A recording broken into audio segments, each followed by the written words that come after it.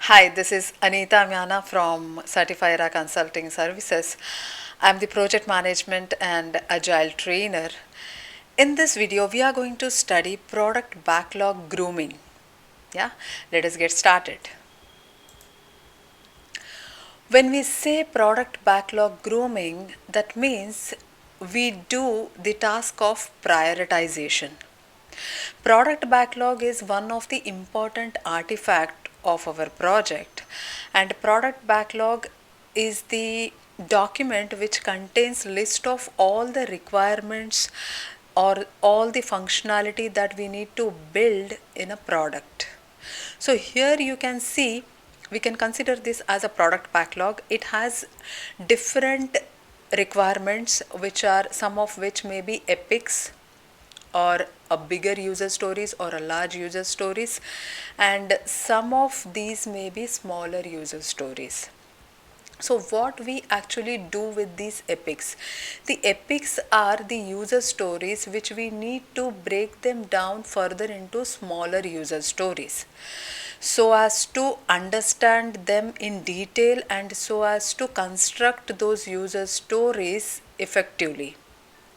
So when a user story, when an epic or when a user story is very large, and if the team is not able to work on that user story, or if the team has to break that particular epic into smaller user stories, they have to do that as part of product backlog grooming task.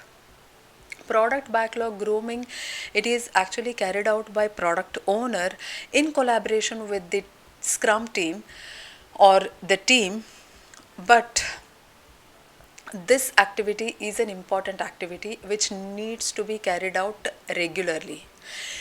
The team, the product owner, they might not be grooming product backlog after every sprint, but they have to do it on a regular basis. They have to dedicate some time for product backlog grooming. In this process, what actually product owner and the team they do is they try to understand the epics which are present in the product backlog artifact, and they try to break them down into smaller user stories. And these user stories which are smaller enough to be understood and smaller enough to be constructed, these smaller user stories are considered for the immediate sprint, and those user stories are developed. Now in the next sprint, the team will be needing more user stories.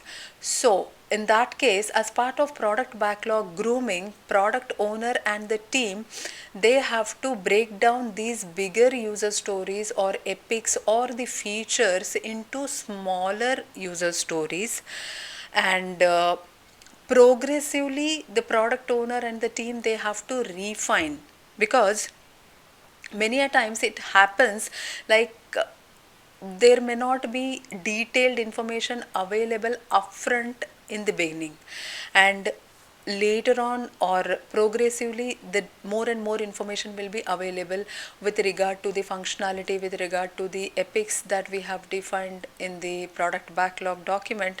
So since these details are not available upfront initially in the beginning, so the team, they will wait for more and more detailed information to be available, and only then they will start working on those user stories.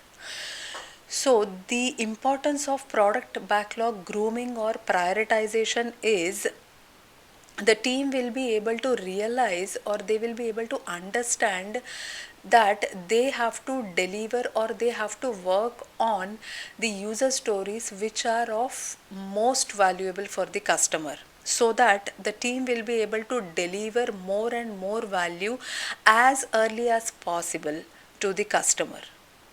That is the reason the team, the product owner, they have to groom the product backlog. They have to reprioritize the user stories which are present, and they have to break down the bigger user stories into smaller user stories, and they have to understand like which user stories are urgent and which are to be built on priority.